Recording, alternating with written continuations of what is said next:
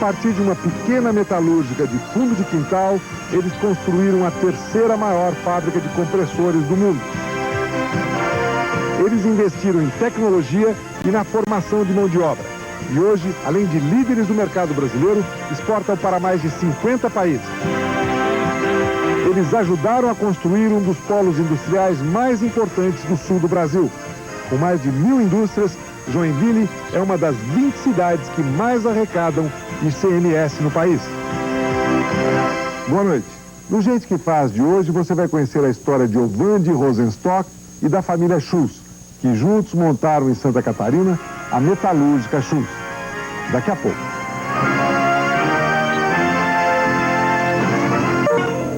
Grande parte das indústrias de Joinville, assim como muitas empresas do Brasil, tem uma característica em comum. Nasceram num fundo de quintal com o trabalho da própria família. Mas a metalúrgica Schultz rompeu com essa tradição. A empresa já nasceu profissionalizada.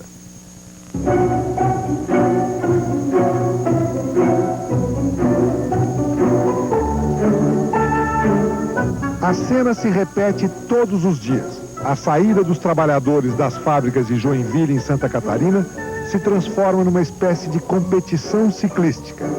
Já é uma tradição da cidade. É assim também na metalúrgica Schultz.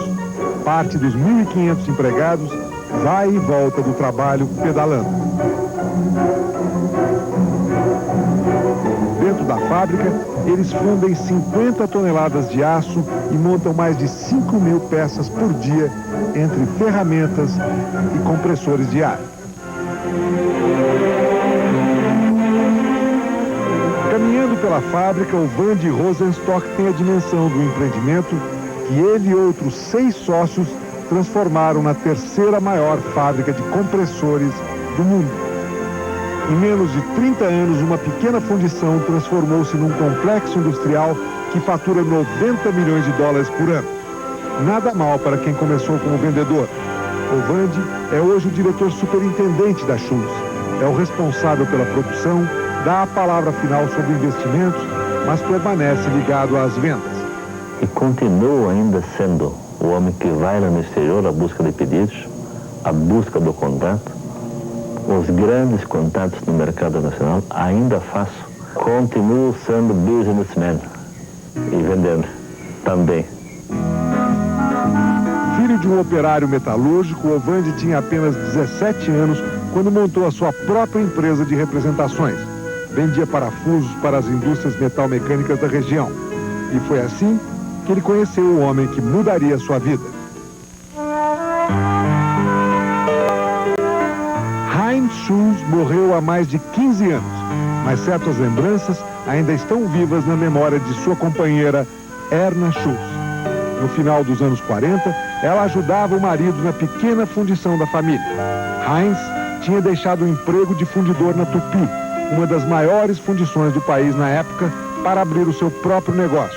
No começo, produzia panelas e algumas máquinas agrícolas que Dona Erna ajudava a vender. Para dar conta do recado, trabalhavam dia e noite. Até me lembro que numa ocasião eu falei para ele, vamos parar com isso, volta a trabalhar na Tupi novamente, que, né? Fiquei assustado, não, mas ele tinha aquele brilho, aquela força de vontade, ele queria vencer uma coisa que fosse dele mesmo, né? Durante 17 anos, Heinz Schultz e a mulher tocaram a pequena empresa praticamente sozinhos. Mas como o produto que fabricavam tinha qualidade, novas encomendas surgiam a cada dia.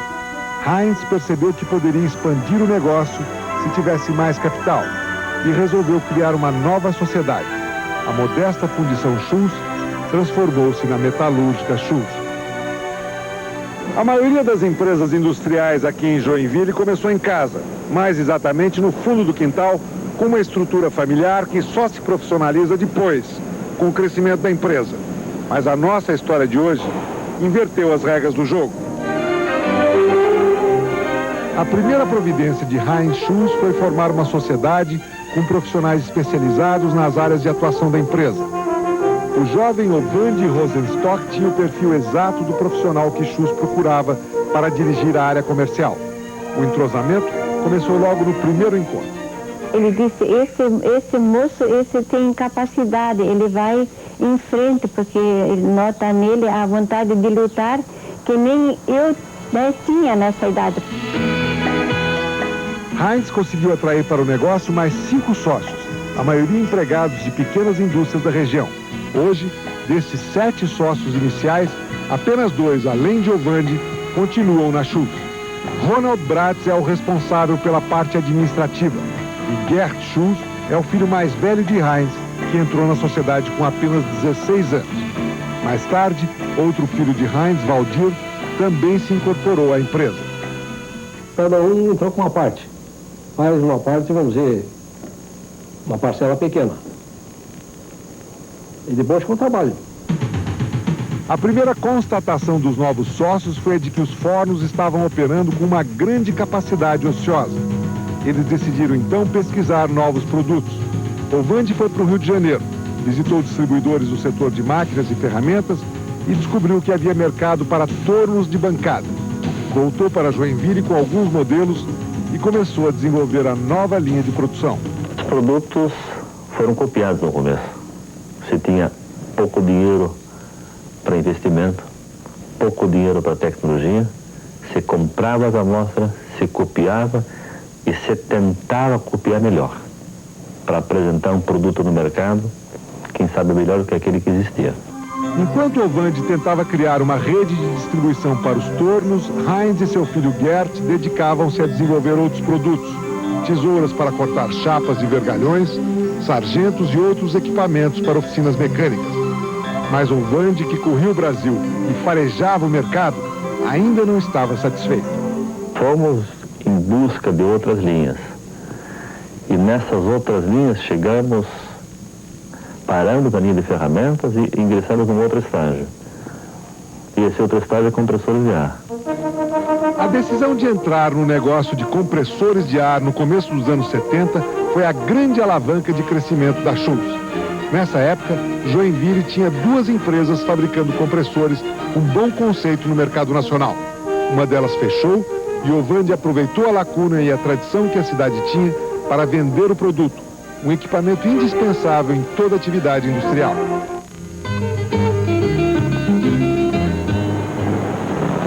Uma Variant azul, ano 72.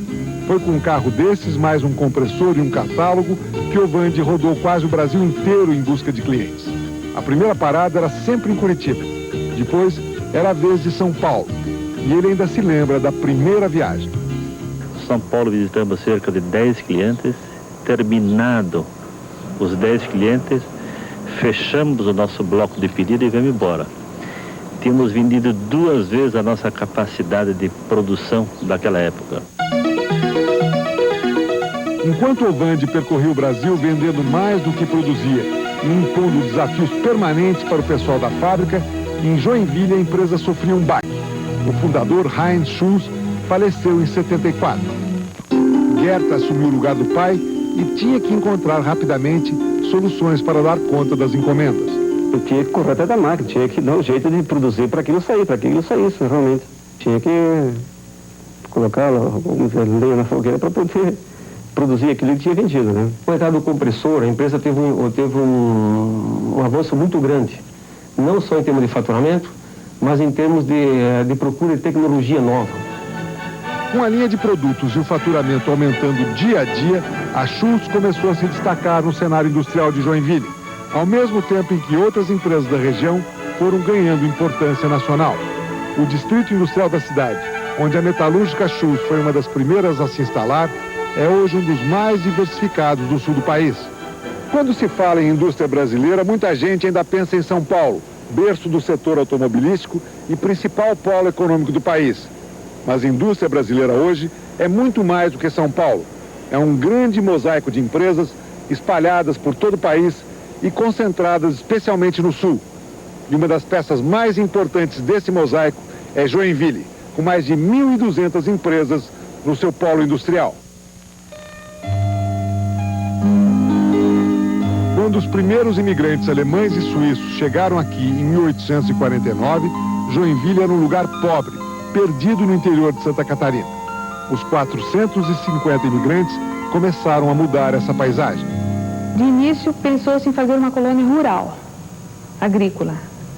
Mas em pouco tempo notou-se que os terrenos não eram próprios para a agricultura e os colonos passaram a desenvolver a atividade, a profissão urbana que eles trouxeram. No começo, os carpinteiros, marceneiros e ferreiros produziam apenas para consumo próprio, mas a maioria acabou ampliando seus pequenos negócios de fundo de quintal. E o impulso de crescer continua. Joinville é uma das cidades que mais se desenvolve em Santa Catarina. Com 340 mil habitantes, a sua renda per capita está em torno de $6 mil anuais, quase 2 vezes a média nacional. O setor que mais emprega é o metal mecânico, mas a indústria de plásticos e a têxtil também são expressivas. Essa diversificação reduz o impacto das crises na economia local. Se fosse só a concentração de um tipo só de indústria, quando essa indústria entra em crise, a cidade toda fica em crise. Isso não é o caso de Joinville. Nós temos aqui vários tipos de indústrias diferentes e nem todas elas ficam bem ou mal ao mesmo tempo. Depois do intervalo, você vai ver como o Vande e seus sócios conseguiram transformar a Schulz na terceira maior empresa de compressores de ar do mundo.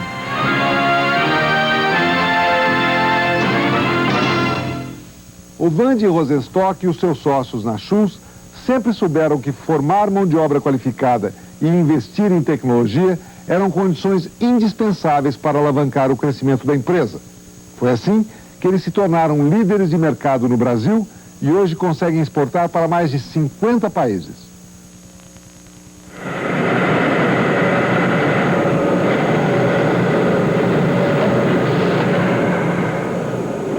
O cenário é escuro e barulhento, a temperatura é infernal, mas o olhar tem que estar sempre atento. O trabalho do fundidor é o princípio de toda a produção metalúrgica e mecânica. É um trabalho para poucos e bons. Ah, tem que ser bom, senão ele corre já. Não sei quantos que já veio, já correu. Muito cara chega ali e diz, não, não dá. Mas o cara depois que acostumar, com o serviço ele faz.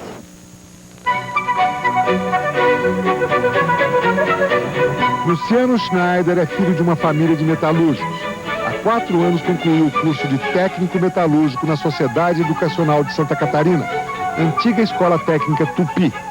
Fez estágio de 6 meses na metalúrgica Schulz e no final do estágio, que é obrigatório, foi contratado. Agora, ele está de volta à escola para um curso de processamento de dados que vai melhorar o seu desempenho profissional. Luciano é um exemplo da mão de obra qualificada com que as indústrias de Joinville podem contar. A gente que estuda, que se forma aqui na escola, a gente vai procurar emprego depois de formado e tal, e é quase garantido o emprego já, né? Por causa do bom nível de estudo, né? Quando foi inaugurada há 30 anos, a Escola Técnica Tupi era mantida apenas pela Fundição Tupi, uma das maiores do país. Hoje, a Schulz e outras 18 empresas da região contribuem com 100 salários mínimos anuais. Outras 77 fazem doações esporádicas. O orçamento é completado com mensalidades de alunos e com execução de serviços para terceiros, seja na área de fundição ou mecânica de precisão. A escola é essencialmente fruto do sentimento de empreender dos empresários de Joinville e do forte senso comunitário que eles têm. Função disso é que a escola é mantida e traça as suas diretrizes. Mário Kruger é o responsável pelo setor de fundição da Schulz. Ele é uma das 30 mil pessoas que já passaram pela Escola Tupi. Hoje ele representa a empresa no conselho da escola e participa da elaboração dos currículos e de novos cursos. As escolas, normalmente, elas atuam independente da indústria, das fábricas. E aqui não. Quer dizer, a escola visa formar a mão de obra necessária para as empresas. Daí a razão desse perfeito casamento, essa perfeita integração. Como bom autodidata, o Vande Rosenstock soube desde o começo que a formação de mão de obra qualificada era uma condição sine qua non para transformar a Schulz em líder do mercado de compressores. Mas era preciso algo mais. Na vida nada se cria, tudo se copia. Foi com essa fórmula aparentemente simplista que muitas empresas começaram seus negócios, inclusive a Schulz. Mas chega um momento em que o mercado exige novos produtos. E aí, quem quiser sair na frente tem que investir em pesquisa e tecnologia. Todos os anos, a Schulz aplica 3% do seu faturamento, cerca de $1 milhão, no desenvolvimento de novos produtos e novos processos. A área de projetos, por exemplo, é totalmente informatizada. O sistema CAD/CAM viabiliza o desenho de novos produtos e simulações de funcionamento. Tudo isso nos dá velocidade. Tudo isso, através da nossa equipe de engenharia, nos permite fazer um projeto bem feito e competir, realmente, a nível de qualidade, com o que existe melhor. A preocupação com a competitividade de seus produtos levou o Vande a buscar parceiros até no exterior. A tecnologia desse compressor, por exemplo, foi comprada da GHH, a maior empresa de compressores do mundo, mas todos os elementos periféricos foram desenvolvidos dentro da própria Schulz. O Vande Rosenstock já perdeu a conta de quantas vezes atravessou o Atlântico para vender os produtos da Schulz no mercado externo. A partir do momento em que a empresa assumiu a liderança do mercado brasileiro, os objetivos passaram a se concentrar nas vendas externas. Era o único jeito de continuar crescendo.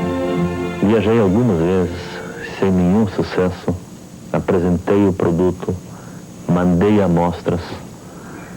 E foi muito, muito difícil mesmo para um país de primeiro mundo acreditar num país de terceiro mundo e numa empresa que tinha pouco tempo de mercado também no Brasil. Hoje as exportações correspondem a 25% de toda a produção da Schulz. No último trimestre do ano passado, com o mercado interno em crise, as exportações subiram para 45% do total da produção. Para o Vande e seus sócios, isso só foi possível porque se investiu em tecnologia para alavancar a estratégia de conquistar o mercado externo. Eu tenho absoluta convicção, se não tivéssemos seguido este caminho de investir, de reinvestir, de investir maciçamente em tecnologia, não teríamos o sucesso que temos hoje e não estaríamos exportando hoje para mais de 50 países, entre os exigentes mercados dos Estados Unidos, Canadá, Alemanha. Quase 30 anos depois do início do empreendimento no fundo do quintal, o Vande e seus sócios não param de fazer planos para o futuro. A fábrica de 50 mil metros quadrados vai ganhar mais 10 mil. E dependendo do comportamento da economia, 150 novos empregos serão criados. 30 anos atrás, esses números pareciam uma fantasia impossível. Nem eu acreditava que pudéssemos crescer. Agora sim. Se tu me perguntares se vai continuar a crescer, sim. Já vou fazendo a pergunta e respondendo. Nós vamos continuar a crescer. Costuma-se dizer em Joinville que quase todos os quintais da cidade já abrigaram um dia uma microempresa. Heinz Schulz e mais tarde o seu sócio Vande cumpriram a saga dos primeiros imigrantes e foram além. Ultrapassaram as fronteiras da cidade e conquistaram mercados em todo o mundo com produtos que também começaram no fundo do quintal. Eu, aos domingos, de vez em quando, eu digo para meu filho, me leva até na fábrica, daí eu gosto de ver, né? Aí nós vamos lá para a fábrica, passeamos lá por dentro, tudo. E o meu pensamento daí volta para o meu marido, né? Se ele fosse vivo, se ele pudesse ver isso hoje em dia como está, seria uma satisfação para ele, né? Ver o que ele começou tão pequenininho e com tanta luta, né? E que valeu o sacrifício dele.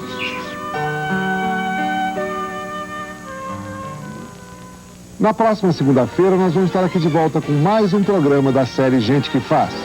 Boa noite e até lá.